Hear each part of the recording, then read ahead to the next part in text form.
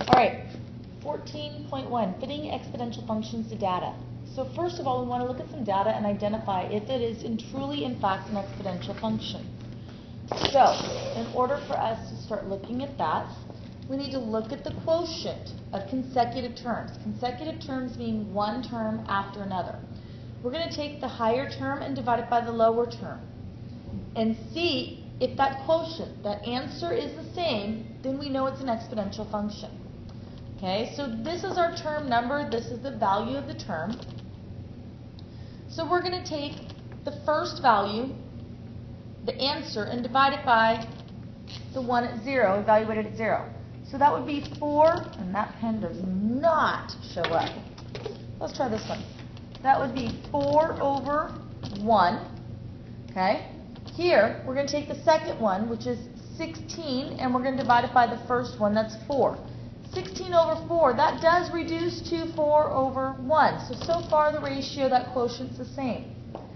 Here, we're going to take the third one, 64, and divide it by 16. Well, 64 divided by 16, that does reduce to 4 over 1. So again, we're doing good. And then our last one, we're going to check 256 and divide it by 64, and what do you know? Reduces to 4 over 1. So what we can state is this is an exponential function. So yes, it is an exponential function. So let's look at another one.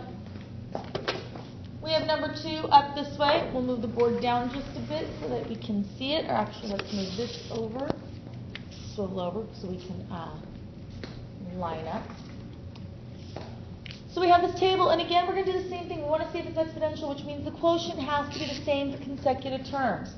So f of 1 is 7, and f of 0 is 1. That reduces to 7 over 1. Here, f of 2 is 13 over f of 1. That's not the same ratio. It's not even close. Well, let's just keep going just in case. 19 over 13, yeah, that's not even close. I don't actually need to continue this because I'm already showing that the quotient is not the same. So this is no, it is not an exponential.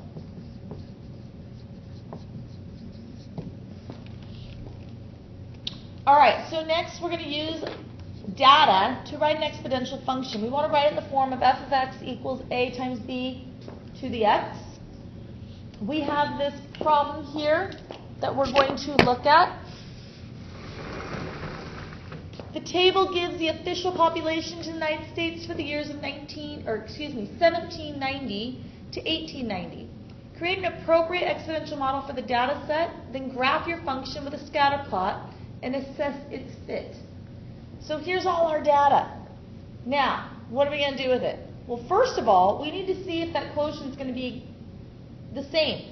Now, mind you, this is probably not going to come out to be the same. However, it should be similar. And if it's similar, then we can use this. When you're dealing with data, raw data like this, it's not always going to be exact, but it should be close enough that we can tell.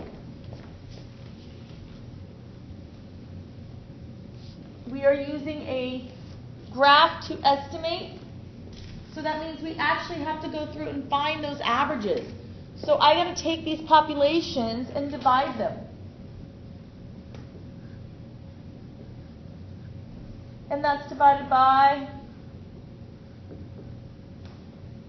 so I'm just going to go ahead and quickly write these out.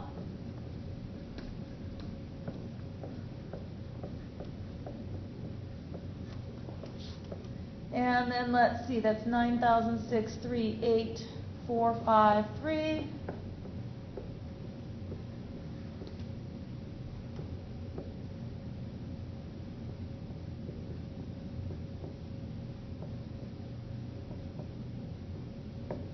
Let's see if I can make my 5s look like 5s. And then we need to keep going at 7,063,353. 3 divided by the 12,560,702. And then let's see, our next one is 23,191,876, 17,063,353. Yeah, it's kind of a pain, but it's a necessary evil that we have to do. And we need this information, what these divisors are, so that we can accurately estimate what a B value and what not might be. Number 8 would be the 38,558,371. This would be the time I'd need one of you here and read all my data to me. And then we have the 51,89209 divided by 38,558,371. And then our last one. Whoops. 62,979,766. I hope all of you have taken this opportunity while I'm writing these all out to get out those calculators. Because what you're going to do is divide these and see what their values are. So if I start looking at my division on these, I'm going to roughly estimate this is about 1.35. This one comes up to be about 1.36 because I went ahead and did this prior.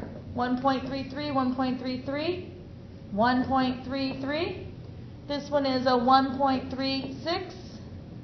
This one is a 1.36. And this is about a 1.23. Now, I didn't finish the last two, but you could. Actually, I take that back. I did finish the last two, 1.30 and 1.26. So those are important values to have. It looks like all of them are about 1.3, 1.33. 1.3 is 1 1/3 approximately.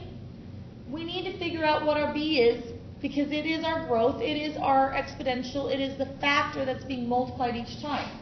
In order to do that, we're going to find the average of these values. So we need to add up all of these values here, these decimals that we've accumulated.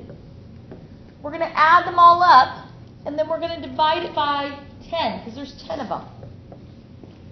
So when we do that, and we add them all up, you should get about 1.32. That's the average.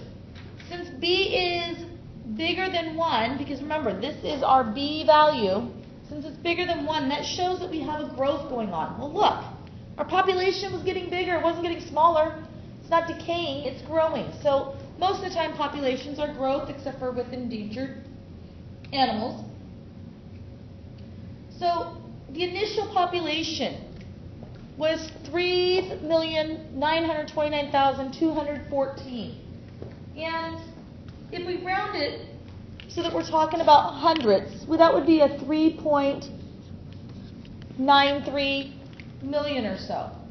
So that would be our A value. That's what A is. So our function f of x is A, 3.93 times B, 1.32 to the x power. So this is our function. Now, we want to look at a scatter plot, because it did ask us to make one. And the scatter plot is just kind of estimating what your graph looks like. So we want to look at the years. So this is at year 0. We're at about 3.9. And mind you, these are going to be estimates. At 1800, it's a little above the 5. At 1810, it's somewhere in the middle. And 1820, we're at 9.6. It's still not quite to the 10. 1830, we actually exceed 10 just slightly. And 1840, we're at the 17 mark, so a little above the 15. 1850, we're at the 23, so it jumps up a little bit. 1860, we're at the 31, so again, it's jumping up. 1870, we're at 38, almost to the 40. And 1880, we're at the 50. So you can see the years as they go the same distance, it's jumping higher and higher, and then the 1890 is up at the 62. So if you kind of look at this looks kind of like a exponential growth. So does our model seem to fit? Yeah, we're assessing it. It fits. It's an exponential. It's going up. I've got my intercept at the 3.93, 3 million. So it looks to be good. So we'll be practicing this tomorrow. Make sure you get all of this